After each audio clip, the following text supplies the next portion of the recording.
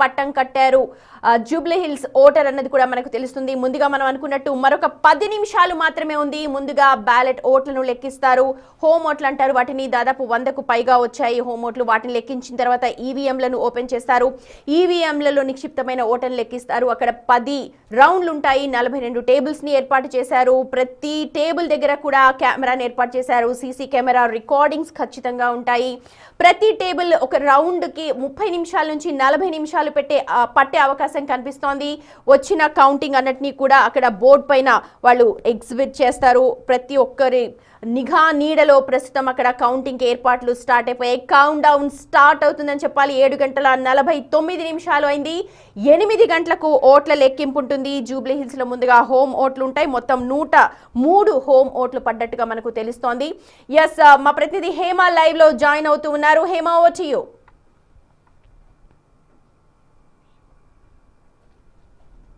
ప్రస్తుతం మరి కాసేపట్లో ఏదైతే కౌంటింగ్ ఉందో కౌంటింగ్ ప్రారంభం కాబోతోంది. పెద్ద ఎత్తున 3 పార్టీలు కూడా తామే గెలవబోతున్నాం అంటూ కూడా ప్రస్తుతం ధీమా వ్యక్తం చేస్తున్నటువంటి పరిస్థితి. ప్రధానంగా రాష్ట్రంలో అధికారంలో ఉన్నటువంటి కాంగ్రెస్ పార్టీ ప్రస్తుతం ఎలా అయినా తామే గెలవబోతున్నామా అంటూ కూడా ధీమా వ్యక్తం చేస్తున్నారు. ఇప్పటికే అటు ముఖ్యమంత్రి రేవంత్ రెడ్డి నుంచి ప్రతి ఒక్కరు కూడా ప్రచారంలో పాల్గొన్నారు. ఖచ్చితంగా 2 ఏళ్ల పాటు తాము చేసినటువంటి పరిపాలన ఏదైతే ఉందో దానికి ప్రజలు ఓట్ల రూపంలో కూడా ధన్యవాదాలు తెలుపబోతున్నారంటూ కూడా పెద్ద ఎత్తున వాళ్ళు చెప్తున్నటువంటి పరిస్థితి. ప్రస్తుతం మనం నవీన్ యాదవ్ ఇంటి దగ్గర ఉన్నాము. ఆల్రెడీ కాంగ్రెస్ పార్టీ తామే విజయం కైవసం చేసుకోబోతోంది అంటూ కూడా భావిస్తూ ఉన్నారు. ఇప్పటికే కౌంటింగ్ సెంటర్కి కూడా ఉదయం అటు బల్కంపేట ఎల్లమ్మ తల్లి పెద్దమ్మ తల్లిని దర్శించుకొని కాంగ్రెస్ పార్టీ అభ్యర్థి నవీన్ యాదవ్ కౌంటింగ్ సెంటర్కి కూడా చేరుకున్నారు.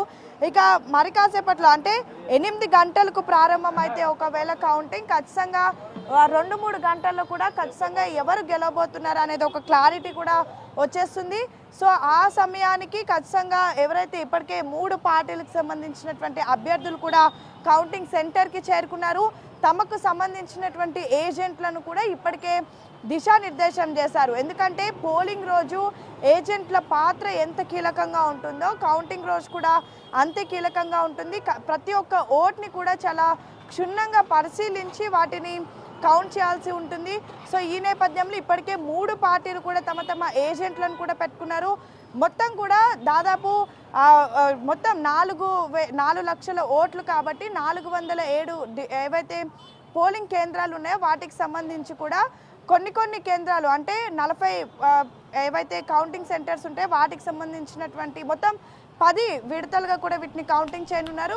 మొదటి 3 విడతలు కౌంట్ చేసినటువంటి సమయానికి ఎవరు విన్ అవుతారు అనేది తెలియబోతోంది అంటూ కూడా ఇప్పటికే చెప్తున్నటువంటి పరిస్థితి. మొదటిగా షేక్పేట్ నుంచి ఈ ఓట్ల లెక్కింపు ప్రారంభమవుతుంది. మొత్తం 7 డివిజన్లు ఉన్నాయి. 7 డివిజన్లు కూడా మొదటిగా షేక్పేట్ నుంచి కూడా ప్రారంభం అవ్వనుంది సుమతి. ఇక ఇప్పటికే ప్రధానంగా ఉన్నటువంటి 3 క్యాండిడేట్లు కూడా పోలింగ్ ఏదైతే మీరు నవీన్ యాదవ్ నివాసం దగ్గర ఉన్నట్టున్నారు. అక్కడ కార్యకర్తల మనోభావాలేంటి? పోలింగ్ అయిన రోజు సాయంత్రమే అక్కడ వాళ్ళలో జోష్ కనిపించింది. ఆ రోజు నుంచి కూడా సంబరాలు అంబరాలు అంటున్నాయి. ఇవాళ ఉదయం నుంచి కూడా ఆయన పెద్దమటెల్లి టెంపుల్కి వెళ్ళారు, పూజలు నిర్వహించుకున్నారు. కార్యకర్తల మనోభావాలు ఏంటి అక్కడ? ప్రస్తుతానికైతే ఇక్కడ పార్టీకి సంబంధించిన కార్యకర్తలు కానీ లేదా నవీన్ యాదవ్ అభిమానులు ఎవరు కూడా ప్రస్తుతం ఇక్కడ లేరు. ఆల్రెడీ అందరూ అటు కౌంటింగ్ సెంటర్కి కూడా వెళ్ళినటువంటి పరిస్థితి. సో మొత్తానికి ఆ రోజు కూడా మనం చూసాం, ఎప్పుడైతే పోలింగ్ మొత్తం కూడా కంప్లీట్ అయిందో ఆ రోజు కూడా ప్రధానంగా ఇక్కడ సంబరాలు కూడా నిర్వహించినటువంటి పరిస్థితి. ఆ రోజు ఈవినింగ్ ఎగ్జిట్ పోల్స్ వచ్చినాయి.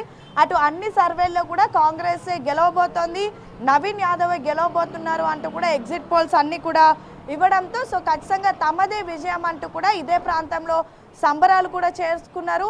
సో ప్రస్తుతానికైతే కార్యకర్తలు ప్రతి ఒక్కరు కూడా కౌంటింగ్ సెంటర్ దగ్గర ఉన్నారు. చాలా ఉత్కంఠ వాతావరణం నెలకొందని చెప్పుకోవచ్చు. 2 తెలుగు రాష్ట్రాల్లో మొత్తం కూడా ప్రస్తుతం జూబ్లీహిల్స్ నియోజకవర్గం వైపే చూసిన ఒకవైపు దేశవ్యాప్తంగా బీహార్ ఎన్నికలకు సంబంధించిన రిజల్ట్ కూడా ఈరోజే రాబోతోంది. కానీ 2 తెలుగు రాష్ట్రాల్లో మాత్రం అసలు జూబ్లీహిల్స్ నియోజకవర్గంలో ఏం జరగబోతోంది, ఏం జరుగుతుంది అంటూ కూడా ప్రతి ఒక్కరు ఉత్కంఠతో చూస్తున్నటువంటి పరిస్థితి. ఎందుకంటే జూబ్లీహిల్స్లో జరిగినటువంటి ఉప ఎన్నికలు ప్రస్తుతం రెండు ప్రధాన పార్టీలకు కూడా చాలా కీలకంగా మారాయి. అటు అధికారంలో ఉన్నటువంటి కాంగ్రెస్ పార్టీ కానివ్వండి, లేదంటే 10 ఏళ్ల పాటు రాష్ట్రాన్ని పరిపాలించినటువంటి బీఆర్ఎస్ పార్టీ కానివ్వండి. ఒకవైపు బీఆర్ఎస్ పార్టీ ఎలా అయినా సరే జూబ్లీహిల్స్ కైవసం చేసుకోవాలి, కైవసం చేసుకుంటే రానున్నటువంటి రోజుల్లో తమ పార్టీని మరింత బలం చేసుకోవచ్చు అంటూ భావిస్తున్నప్పటికీ, అధికారంలో ఉన్నటువంటి కాంగ్రెస్ పార్టీ మాత్రం జూబ్లీహిల్స్ పైన పెద్ద ఎత్తున ఫోకస్ పెట్టారు. ఎందుకంటే హైదరాబాద్లో ఇప్పటి వరకు కూడా,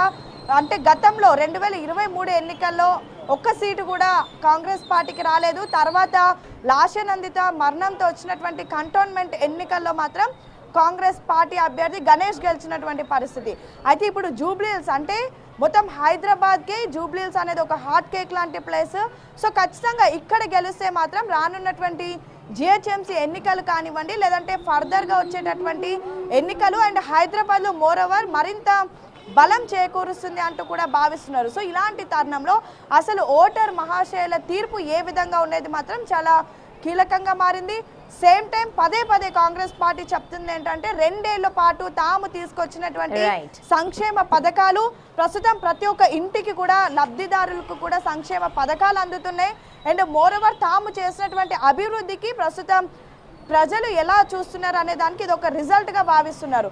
సో రెండు ప్రధాన పార్టీలకు చాలా కీలకంగా మారినటువంటి జూబ్లీహిల్స్ ఉప ఎన్నికల తీర్పు అయితే మరి కాసేపట్లో కౌంటింగ్ ప్రారంభం కానుంది. దాదాపు 3 గంటల్లో ఎవరు గెలవబోతున్నారు అనేది కూడా తెలియబోతోంది. సుమతి.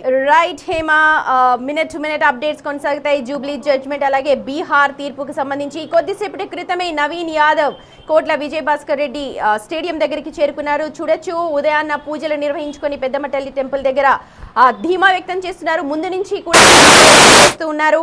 ఆ లోకల్ బాయ్ని నేను స్థానికంగా ఇక్కడే పుట్టి పెరిగాను, ఇక్కడ సమస్యలన్నీ నాకు తెలుసు, ఖచ్చితంగా వాటి మీద నేను ఫోకస్ చేస్తాను అని అంటూ ఒక ఎమోషనల్ బాండింగ్ తో మొత్తం కూడా ప్రచారాన్ని నిర్వహించారు నవీన్ యాదవ్.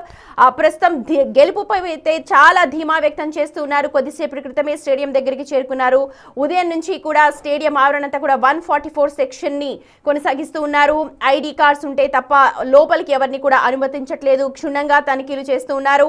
దాదాపు 10 రౌండ్లు ఉండబోతూ ఉన్నాయి. జూబ్లీ హిల్స్ లో 42 టేబుల్స్ ని ఏర్పాటు చేశారు. సీసీ కెమెరాల నిఘా నడుమున ఈ కౌంటింగ్ అంతా కూడా కొనసాగే అవకాశం ఉంది.